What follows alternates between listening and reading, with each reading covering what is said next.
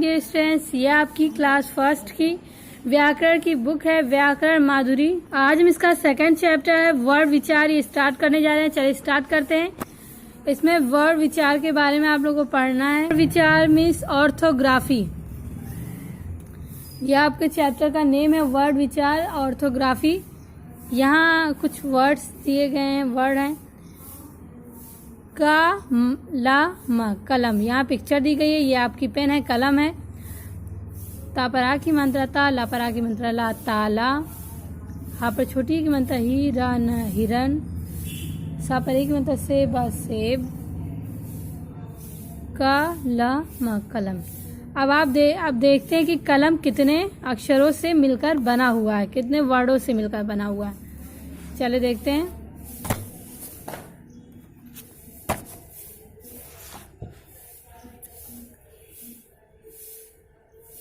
ये है आपका, ऐसे होगा तो मतलब आपका आधा का है। क्या है?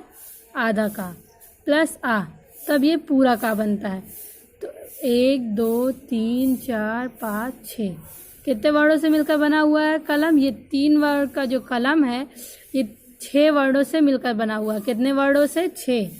हिरण, हा ई रा आधा आ प्लस ड़ा प्लस आ, 1 2 3 4 5 6, ये भी 6 वर्डों से मिलकर बना हुआ है। और ताला 4 वर्डों से मिलकर बना हुआ है। सेब है आपका, ये भी 4 वर्डों से मिलकर बना हुआ है।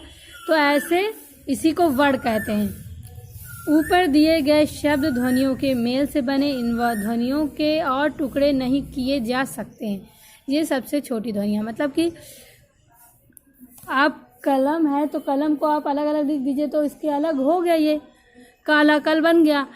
का और ला मतलब काला कल आप अलग करके लिखेंगे तो लिख सकते हैं, लेकिन आप इसको और ये जो कलम है आप मतलब इसको और छोटी ध्वनियों में नहीं लिख सकते। सबसे छोटी ध्वनि यही है इसकी, का प्लस आ प्लस ला प्लस आ प्लस मा प्लस आ। तो ये जो कलम है आपका, तो अगर आप इसको लिखेंगे, का लिख देंगे अलग, ला अलग लिख दें और मा अलग, तो क्या कोई शब्द बनेगा? नहीं बनेगा, तो वो गलत होगा। तो इसलिए बताया गया है कि यहाँ पे ये जो ये लिखा गया है ये वर्ड की सबसे छोटी ध्वनि है। तो ये जो ध्वनियाँ हैं इनके टुकड़े नहीं किए जा सकते। ये शब्द की सबसे छोटी ध्वनि, शब्द की सबसे छोटी ध्वनि है। परिभाषा, वह ध्वनि जिसके टुकड़े ना हो सके वर्ड कहलाती हैं। हिंदी के वर्डों के उचित क्रम को वर्णमाला कहते हैं। वह ध्वनि मतलब कि वह ध्वनि जिसके टुकड़े ना हो सके वह वर्ड कहलाते हैं। मतलब कि ये जो शब्द है आपके और इसके और टुकड़े नहीं किए जा सकते तो ये क्या है? वर्ड कहलाते हैं। और हिंदी के वर्डों के सही क्रम को, मतलब सही क्रम में लिखा रहता है उसको वर्णमाला कहते हैं। हिंदी वर्णमाला के कुछ वर्डों को स्वर कहा जाता है और कुछ को व्यंजन कहा जाता है। मतलब कि हिंदी वर्णमाला में जैसे इंग्लिश में वॉवेल एंड कॉन्सोनेंट होते हैं, स्वर व्यंजन, वैसे ही हिंदी में भी मतलब स्वर और व्यंजन होते हैं। तो वैसे ही मतलब वर्णमाला के कुछ वर्ड जो होते हैं उनको स्वर और व्यंजन कहते हैं। पहला देखते हैं स्वर। जिन वर्डों को बोलते समय किसी अन्य वर्ड की सहायता नहीं ली जाती उन्हें स्वर कहते हैं। हिंदी में 11 स्वर हैं। ये इस क्रम है: आ ई उ री, ए ओ औ। ये हमारे क्या है? 11 स्वर हैं। मतलब कि इनको बोलने के लिए किसी अन्य वर्ड की सहायता नहीं लेनी पड़ती है। जैसे यहाँ का है, का को आ की सहायता लेनी पड़ी, मतलब कि हेल्प लेनी पड़ी है। का और आ मिलके पूरा का बना है। ला है, ला और आ मिलके पूरा ला बना है। माँ और आप मिलके पूरा आ बना। लेकिन ये जो आ है इसको किसी की हेल्प की ज़रूरत नहीं होती है। तो ये स्वर होते हैं।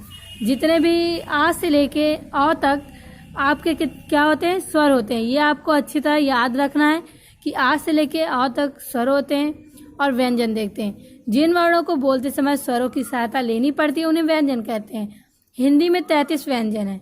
ड़ा और ढा को अतिरिक्त व्यंजन के रूप में जाना जाता है। इनका प्रयोग शब्द के प्रारंभ में नहीं होता। मतलब कि ये जो ड़ा होता है और ढा होता है इनको अतिरिक्त व्यंजन के रूप में मतलब लिखा गया है। और इनसे कोई जो शब्द होता है, जैसे कमल हुआ या कुछ भी, जैसे कोई शब्द स्टार्ट हो रहा है का से, कमल हुआ तो का से स्टार्ट हो रहा है, तो ऐसे इनसे कोई शब्द स्टार्ट नहीं होते इन दो अक्षरों से। मतलब कि और जो व्यंजन हमारे होते हैं उनको बोलने के लिए स्वर की सहायता लेनी पड़ती है, मतलब कि हेल्प लेनी पड़ती है। देखें यहाँ पे आप, आधा का ये है और ये आ है, तो का और आ मिलके क्या बना है, पूरा का बन गया है। और हिंदी में व्यंजन 33 होते हैं। अंक और आहा, आयोग्यवाह है, ये दूसरे वर्डों के साथ अपना काम करते हैं। मतलब कि अंक जो और आहा होता है ये आयोगवाह मतलब होते हैं, व्यंजन वर्ड होते हैं सारी। और इनको किसी मतलब दूसरे वर्डों के साथ काम करते हैं, मतलब कि ये दूसरे वर्डों के साथ काम करते हैं अपना। वर्णमाला के बारे में तो आप लोग जानते होंगे। ये आपका स्वर है आ ई उ री, ए ओ औ। ये आपके व्यंजन है। का वर्ग मतलब कि इसको वर्ग में बांट दिया गया है। क्या मतलब क्या है, इस जितने भी व्यंजन है उनको वर्ग में बांटा गया है। का वर्ग, चा वर्ग और टा वर्ग, ता वर्ग और पा वर्ग में बांटा गया है। का में 5 वर्ग मतलब शब्द हैं, अक्षर है सॉरी, और इसमें भी 5 हैं अक्षर, इसमें भी 5 है, इसमें 5, इसमें 5 है। अंतस्थ और ऊष्म मतलब इनमें 4 हैं। और फिर ऐसे फिर नीचे बताएंगे अभी। का वर्ग में है का, खा, गा, घा, अंगा। और चा में है चा, छा, जा, झा, इया। टा वर्ग में है टा, ठा, डा, ढा, अड़ा। ता वर्ग में है ता, था, दा, धा, ना। पा वर्ग में है पा, फा, बा, भा, मा। और अंतस्थ में है या, रा, ला, वा। और ऊष्म में है शा, षटकोण वाला शा, छोटा सा हा। ये आपके 33 हो गए। और ये फिर उसके बाद है आप लोगों का संयुक्त वर्ग। छात्र, ज्ञा, श्रा जो होता है ये संयुक्त वर्ग में लिखा जाता है। संयुक्त वर्ग होते हैं ये सारे, क्योंकि का और श्रा मतलब षटकोण वाला शा मिलके छा बना है, और आधा ता और रा मिलके त्रा बना है, आधा जा और इया मिलके ज्ञा बना है, आधा मतलब बड़ा शा आधा और रा मिलके श्रा बना है।